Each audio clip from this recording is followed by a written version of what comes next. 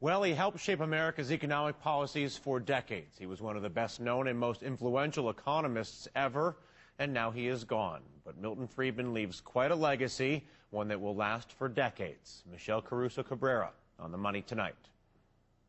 Milton Friedman was an ardent defender of the free markets and a watchdog against out-of-control government spending. I am strongly opposed to any retreat on the subject of taxes.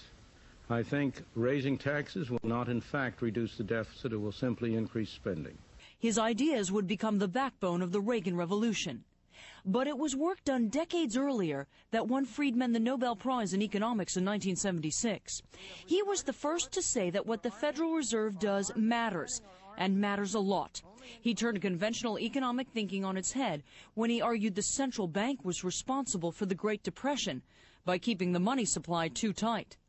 In a speech some 50 years later, Ben Bernanke, now chief of the Federal Reserve, wrote, "I would like to say to Milton, regarding the Great Depression, you're right. We did it. We're very sorry.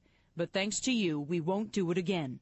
I think in the latter part of his life, he shifted to targets on inflation, which is, of course, where many, if not most, of the central banks of the world are focused and have been for some long time. It was his ability to explain economic theory in a simple way which made him a familiar figure on the national stage. And he produced numerous books, a longtime column for Newsweek, and a series on PBS.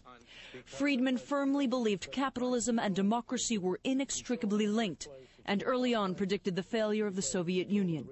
In an interview 4 years ago when he was 90, he was just as passionate about his belief in the supremacy of the free markets over government regulation. Except for you and CNBC and the like, the free market doesn't have a public relations mechanism.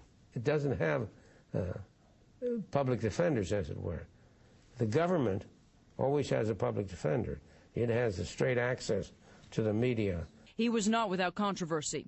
His Nobel ceremony in Stockholm prompted a large turnout of demonstrators who criticized Friedman for giving economic advice to the then dictator of Chile, Augusto Pinochet. In his later years, he and his wife Rose dedicated themselves to education reform through the use of school vouchers, what they saw as a method to bring the free markets to the public school system. And he believed, of course, that parents' freedom to choose is the most important thing that they could have for their children. His longtime friend and collaborator, Anna Schwartz, said this today. It's a tremendous loss that he's gone. But as I say, I think what he stood for will live for a long time. In that sense, he's not gone. Milton Friedman was 94. On the Money, Michelle Caruso Cabrera, CNBC.